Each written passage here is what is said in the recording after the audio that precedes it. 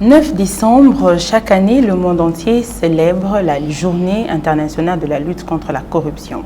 Pour cette année, le thème choisi est Zéro corruption, 100% développement. Pour en parler, nous avons M. Jules Alingué-Tekei, inspecteur général et chef de service. Mais sur ce plateau, je ne suis pas seule. À côté de moi, il y a Faustin Kalinga. Monsieur l'inspecteur, bonjour. Bonjour, madame. Le thème de cette année pour les Nations Unies, Zéro corruption et 100% développement. N'est-ce pas une utopie? Non, ce n'est pas une utopie. Les Nations Unies veulent faire passer un message à tout le pays que la corruption est un cancer qui doit être combattu parce que la corruption est à l'opposé du développement. Quand on dit zéro corruption, 100% développement, ça signifie autrement 100% corruption, zéro développement, c'est-à-dire sous-développement. Donc il y a une corrélation entre la corruption et le développement. Donc c'est un appel à toutes les nations de s'investir activement dans la lutte contre la corruption pour impulser le développement. Plus on est en train de combattre ces fléaux, plus on donne la chance aux nations de se développer. Moins on est engagé dans les combats, plus on resterait dans un état de sous-développement. Voilà en résumé les thèmes tels que les Nations Unies l'ont voulu pour ce 9 décembre 2022. En ce qui concerne l'Afrique, particulièrement la RDC, pensez-vous que nous allons gagner le pari concernant la corruption, la lutte contre la corruption? Vous savez, la corruption n'épargne aucun pays du monde. Aucun. Même les pays les plus développés, il y a toujours un petit degré de corruption qu'on peut y trouver. Mais l'Afrique est un terrain de prédilection par excellence pour la corruption, tout le monde le sait. Mais il est temps aujourd'hui que les pays africains, que les Africains comprennent que les sous-développements dans lesquels nous nous sommes enfermés durant plusieurs décennies est consécutif à l'entretien de la corruption et de la prédation dans la gestion publique. Donc, nous devons intérioriser cette donne pour que nous puissions vraiment sortir. La plupart des politiques économiques, des projets ont échoué en Afrique, des fonds ont été amenés dans beaucoup de pays par la communauté internationale. Tout cela n'a rien donné. À la base, prioritairement, on trouve la corruption et le détournement des deniers publics. Donc, si nous ne prenons pas garde pour que nous puissions nous engager efficacement dans la lutte contre ces fléaux, nous risquons de tourner en rond et d'être toujours les derniers dans les cercles de développement. Monsieur Jules Alingué, vous êtes commanditaire du gendarme financier en République démocratique du Congo. Aujourd'hui que le monde célèbre la journée de la lutte contre la corruption, est-ce que l'opinion peut-elle savoir les effets d'abord néfastes de la corruption dans un pays ou sur une économie, notamment congolaise, dans notre pays? Globalement, je peux vous dire que la corruption est à la base de la misère collective que nos populations vivent. Dans un pays où la corruption a élié domicile, vous avez la détérioration des droits de l'homme, vous avez le climat des affaires qui ne va pas bien se comporter parce qu'il y a la corruption qui entrave les mécanismes de la concurrence dans les affaires, il y a la criminalité en bande organisée. Tous ces fléaux, toutes ces antivaleurs viennent parce qu'il y a la corruption. La corruption entraîne la guerre, la corruption entraîne pratiquement le banditisme, la criminalité, parce qu'il ne peut pas y avoir développement là où la corruption a mis suffisamment ses racines. Donc moi, je pense que la corruption est un élément très important du sous-développement et que nous devons prendre conscience et nous investir efficacement pour essayer de repousser les limites de la corruption dans nos environnements respectifs. Au regard du thème que l'IGF, sauf erreur de ma part, a pu donner, c'est-à-dire pour le bien-être collectif, unissons-nous contre la prédation financière. Votre thème laisse entendre que vous vous sentez peut-être isolé dans cette lutte contre la prédation financière. Est-ce vrai? Sinon, le non-dit de votre message le laisse entendre. Alors non, le thème ici, l'inspection générale des finances de la RD Congo l'a choisi dans le cadre tout d'abord du thème général, et parce que nous pensons que le bien-être collectif est entamé par la corruption. Et nous en appelons aujourd'hui, nous en appelons donc à toutes les forces vives de notre pays, à commencer par les parlements, les gouvernements, la justice, les ONG, la presse qui constitue un quatrième pouvoir, et toute la population de s'investir dans la lutte contre la corruption et le détournement des deniers publics, tel que le chef de l'État de la République démocratique du Congo, son Excellence Félix-Antoine Tshisekedi, le veut aujourd'hui. Donc, nous en appelons à une union sacrée de lutte contre la corruption de toutes les forces vives de notre pays pour que petit à petit nous puissions sortir de la situation dans laquelle la corruption a plongé notre pays depuis des décennies. D'accord, bon. Et si on peut peut-être essayer de comprendre concrètement cet appel à l'unité, unissons-nous. D'aucuns aimeraient peut-être savoir si vous avez des obstacles que vous rencontrez, notamment en citant nommément les noms de certaines personnalités dans tout ce que vous avez comme enquête, des missions. En fait, nous avions profité de quelques dysfonctionnements dans la lutte contre la corruption pour appeler à une union sacrée. Je commence au niveau, par exemple, du Parlement. Le Parlement, aujourd'hui, dans notre pays, c'est l'organe supérieur en matière de contrôle des finances publiques. Et nous avons constaté que la plupart des personnes qui sont poursuivies pour des faits de corruption sont des personnes porteuses des immunités. Et dans ces cas-là, la justice est appelée à aller à tout moment au niveau du Parlement pour demander la levée des immunités ou soit demander des autorisations. Donc, nous appelons le Parlement à s'investir pour se désolidariser de toutes les personnes qui sont poursuivies pour des faits de détournement des deniers publics. C'est un appel. Ça n'a pas été toujours le cas parce que notre justice relève le fait que sur 100% des cas de demande de levée d'immunité, on a eu que très peu, moins de 10% de réponses positives de la part du Parlement. Nous sensibilisons le Parlement. Si aujourd'hui, nos parlementaires veulent avoir de l'aura auprès de leur électorat, nous sommes en train d'aller vers les périodes électorales, nous devons tous travailler dans le cadre de repousser la corruption pour donner le bien-être à notre peuple. Donc, nous avions lancé cet appel à notre Parlement. Nous lançons l'appel également à notre gouvernement pour que la prise en charge des aspects de la corruption puisse changer. Nous voulons, pour l'année qui va bientôt commencer, que lorsque un membre du gouvernement est cité dans une affaire de corruption, de détournement, ou lorsqu'il y a des faits contre un membre du gouvernement, on peut entamer une procédure disciplinaire interne au niveau du gouvernement. On peut demander des explications aux membres du gouvernement, on peut lui ouvrir une action disciplinaire et puis on peut sanctionner sur le plan administratif un membre du gouvernement en attendant que d'autres mécanismes, la justice et tout, puissent être mis en marche. Nous lançons notre appel à l'union sacrée aux ONG qui travaillent déjà suffisamment dans ces cadres-là, qui lancent les alertes à tout moment, qui amènent de doubler d'ardeur pour que vraiment le combat puisse davantage se solidifier. Nous lançons l'appel à la justice congolaise de prendre des dispositions pour que des personnes poursuivies dans le cadre des affaires de détournement des deniers publics ne puissent plus bénéficier des mises en liberté provisoires et que des sanctions sévères soient prises à l'encontre des personnes concernées, assorties bien sûr de récupération des produits de vol. Ça aussi, c'est des mécanismes que nous devons tous, dans le cadre de l'union sacrée, imaginer prendre pour que les corrompus, les détourneurs puissent progressivement perdre des terrains. Nous en appelons également à la presse congolaise. La presse, c'est le quatrième pouvoir, vous le savez. Mais quand nous constatons que les gens qui sont auteurs de détournement des deniers publics sont parfois soutenus par une certaine presse, la presse ne comprend pas que c'est un bien-être collectif qu'on est en train de mettre en mal. Peut-être pour des miettes ou peut-être pour des intérêts dont je ne sais pas dire ici. La presse est en train de soutenir des véritables prédateurs, des véritables bandits financiers incorrigibles. Et ça, nous demandons à la presse d'être une presse responsable.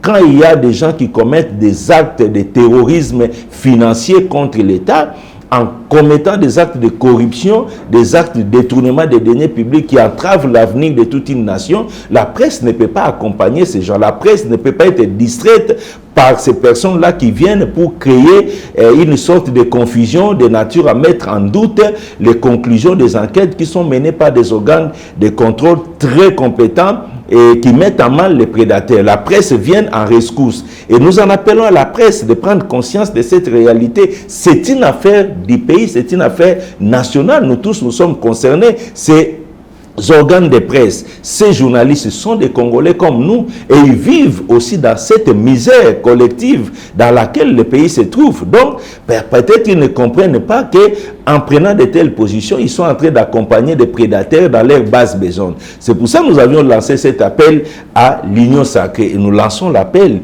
aussi à l'ensemble de la population congolaise de continuer avec la politique de la réprobation sociale. La politique de la réprobation sociale qui consiste à décrier tous les auteurs présumés des actes de détournement des deniers publics, à les rejeter de manière à ce que ces gens soient considérés comme des malfrats à mettre à côté de la société. Si tous ensemble, nous avons une telle attitude, je pense que ce serait une belle leçon à donner aux auteurs des actes de détournement et de corruption dans nos sociétés. En ce qui concerne la presse, le message est passé. D'après le rapport de Transparency International qui a organisé un forum à Washington, la RDC prend part, il est dit dans ce rapport que la RDC occupe la 169e place sur 180 pays. La RDC a progressé d'un rang avec un score de 19 sur 100 contre 18 sur 100. L'année précédente, une progression d'une place en faveur de la RDC dans un recul de la corruption pour le pays. D'aucuns estiment que c'est peu, il fallait beaucoup plus. Mais vous, monsieur l'inspecteur général, quelle lecture faites-vous quant à ce rapport? C'est vraiment suffisamment peu. C'est vraiment trop peu. Les efforts que la République démocratique du Congo a fait dans le cadre de la lutte contre la corruption et le détournement des deniers publics depuis l'avènement du président Félix Antoine Tshisekedi Tshilombo au pouvoir, ce sont des efforts très énormes qui doivent être applaudis, accompagnés et encouragés. Il faudra que la communauté internationale change sa perception de la République démocratique du Congo aujourd'hui. Hier, dans notre pays, les détournés, les corrompus pouvaient opérer à ciel ouvert, au vu au su de tout le monde. Ils n'avaient même pas peur, ils étaient applaudis. Aujourd'hui, ils opèrent en clandestinité avec des mécanismes qu'ils continuent de développer beaucoup plus sophistiqués. Donc, il y a au niveau du Congo un réveil contre les actes de détournement et de corruption. Le peuple congolais aujourd'hui n'accompagne plus comme c'était dans le temps les détourneurs et les corrompus. Donc il faudra que cette donne soit intériorisée pour qu'on reconnaisse à notre pays les efforts qui sont entrepris par les chefs de l'État dans le cadre de la lutte contre la corruption. Ça, c'est un appel. Nous l'avions fait à l'Union européenne, nous l'avons fait au Parlement belge, nous l'avions fait également devant tous ceux qui ont participé à la conférence des États-Unis. Il faudra que les gens comprennent aujourd'hui, en République démocratique du Congo,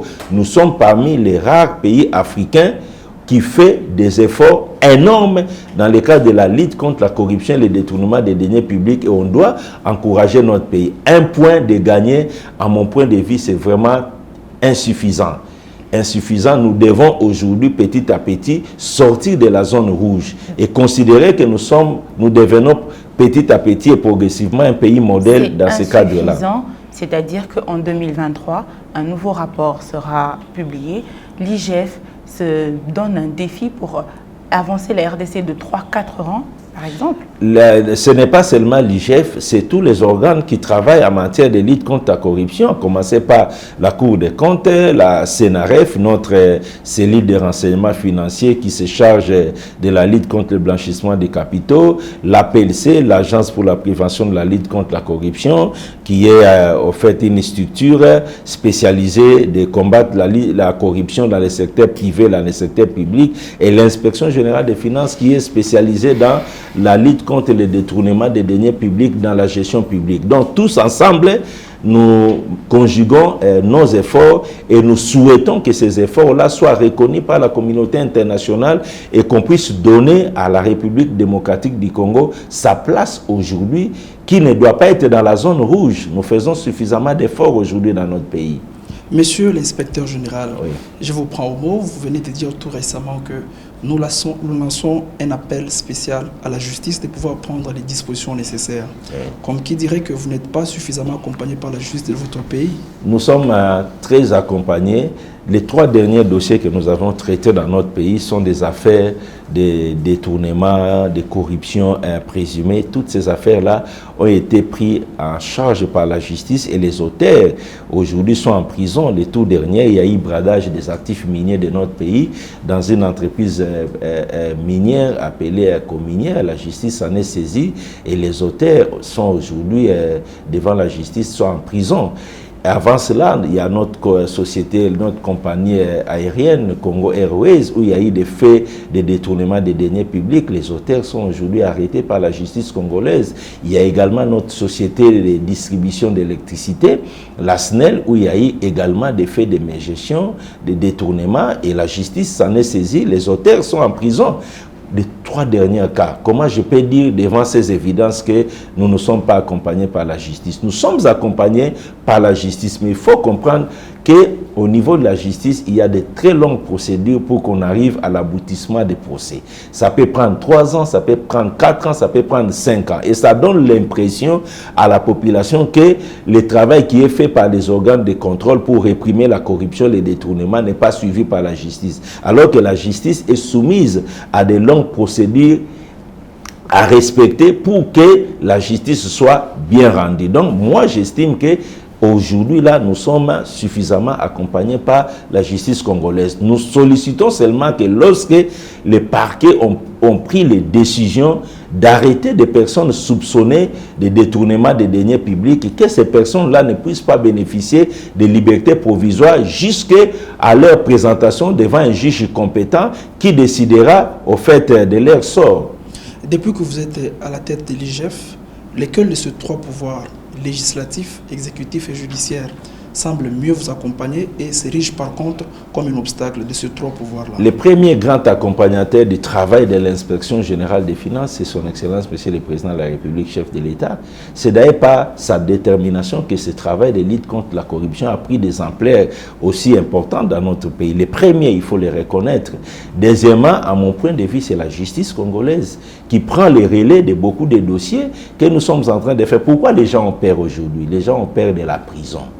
Les gens ont peur de la prison parce que la justice congolaise est en train d'envoyer en prison. Les gens ont peur, même si les gens disent qu'ils sont en prison pour 1 mois, pour 2 mois, ils sortent et tout. Mais les gens ont peur de la prison. La justice congolaise nous accompagne. Maintenant, nous en appelons à un accompagnement de la même hauteur par le Parlement congolais, par le gouvernement de la République qui doit changer des méthodes de prise en charge des faits de corruption concernant les membres du gouvernement, par des actions administratives à entreprendre à l'encontre des présumés auteurs des actes de corruption ou de détournement. Et nous en appelons à la presse, comme 3e élément, de cesser d'accompagner, d'appuyer les auteurs de détournement. Les plus grands, meilleurs gestes barrières contre la corruption que la presse peut offrir à notre pays, c'est de cesser d'appuyer les prédateurs financiers.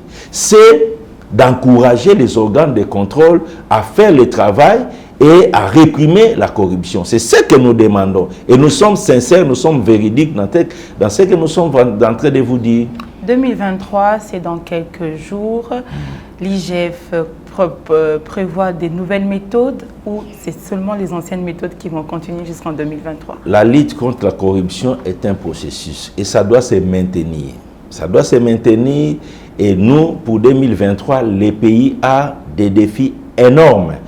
Pour la première fois, la République démocratique du Congo va oser atteindre un budget de 16 milliards. Nous quittons 4 milliards, 10 milliards et 16 milliards. C'est un défi énorme qui demande à ce que tous les organes de contrôle puissent être en état d'alerte pour réprimer les antivaleurs dans la gestion publique et pour assainir les finances publiques et donner la chance au pays d'avoir ces budgets-là. Donc, nous allons nous déployer avec beaucoup d'agressivité parce que les objectifs sont énormes.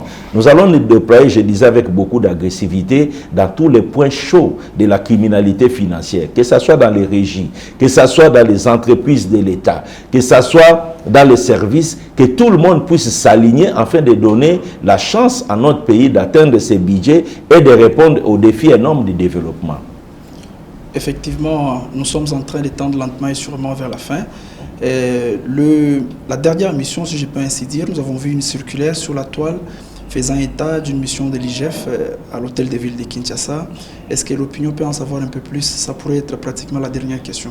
Non, nous sommes à l'hôtel de ville de Kinshasa, dans l'inspection générale des finances depuis très longtemps. Nous sommes dans une mission d'encadrement pour essayer de rationaliser toutes les opérations financières de la ville-province Kinshasa. Et les inspecteurs qui sont sur le terrain ont la possibilité, quand ils constatent qu'il y a telle opération à vérifier, ils peuvent vérifier. Et là, je peux vous affirmer que les inspecteurs de finances qui encadrent les opérations financières au niveau de la ville de Kinshasa ont demandé des comptes en ce qui concerne les marchés centrales de Kinshasa, en ce qui concerne une route appelée Elengesa, la route Kikwiti. C'est dans le droit de l'inspection générale des finances de savoir pourquoi on a sorti des fonds pour tous ces travaux et pourquoi ça traîne aujourd'hui, qu'est-ce qu'il y a comme problème. C'est dans ces cadres-là, donc ce sont des vérifications normales dans le cadre d'une mission d'encadrement que l'inspection générale des finances est en train de faire. Donc on ira jusqu'au bout, jusqu'à savoir pourquoi il y a des problèmes, pourquoi ces routes ne terminent pas, qu'est-ce qui a été décaissé, qu'est-ce qui a été fait, c'est tout à fait normal. Donc jusque-là, vous n'avez aucune preuve d'un soupçon de corruption comme certains médias le laissent entendre, du moins jusque-là? Non, je pense que si les inspecteurs se sont intéressés à ces trois éléments, donc au départ, ils estiment que soit il y a ralentissement des travaux, soit que les travaux ont trop duré, il y a des problèmes. C'est pour cela qu'on veut savoir qu'est-ce qu'il y a au fond comme problème, qu'est-ce qui a été décaissé, qu'est-ce qui est fait, qu'est-ce qui reste à faire et pourquoi on n'arrive pas rapidement à terminer tous ces travaux. C'est tout à fait normal. C'est à ces prix-là que nous pourrons avancer avec les infrastructures dans le pays. Et ça a été vraiment un énorme plaisir, Monsieur Gilles Alinguete, d'avoir accepté notre invitation dans ce magazine spécial que j'ai eu l'honneur de co-présenter avec ma consoeur Sarah Kaye de Business 24. Merci à vous, chers téléspectateurs, de nous avoir suivis de partout à travers le monde. Merci également. Nous vous donnons rendez-vous au prochain numéro.